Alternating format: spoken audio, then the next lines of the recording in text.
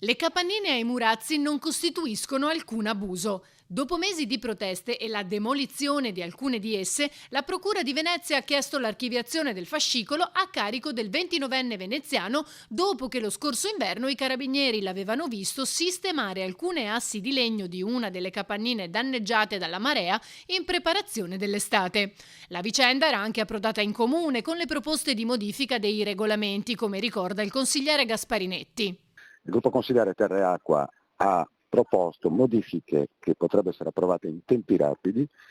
e in questo modo eviteremmo che i ragazzi e le ragazze che l'anno prossimo con la bella stagione dovessero rifare le capannine si espongano ai rischi che abbiamo potuto toccare con mano. Spetterà al giudice per le indagini preliminari ora esprimersi sulla richiesta di archiviazione del PM e se così fosse le tradizionali capannine sarebbero definitivamente salve. La cosa triste è che nel frattempo comunque sono state rimosse e demolite decine e decine di capannine, perché prima che arrivasse l'archiviazione era partita la forza pubblica con grande spiego di mezzi e devo dire che nel momento in cui Venezia era invasa da borseggiatrici, scatolettisti e topi d'appartamento, l'impiego della forza pubblica per demolire quelle capannine forse è stato un gesto che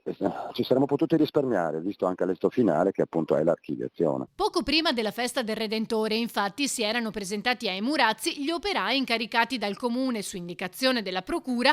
della demolizione di oltre una ventina di capannine e in pochi giorni una decina era stata distrutta, fino allo stop per merito della grande mobilitazione cittadina. Sicuramente è nato, come nel caso del pallone a Murano, da una segnalazione di qualcuno a cui davano fastidio, ma non può essere che appunto sulla base di un fastidio individuale vengano mobilitate le forze dell'ordine per perseguire, diciamo così, degli episodi minori laddove invece la città ha ben altri problemi purtroppo, come sappiamo.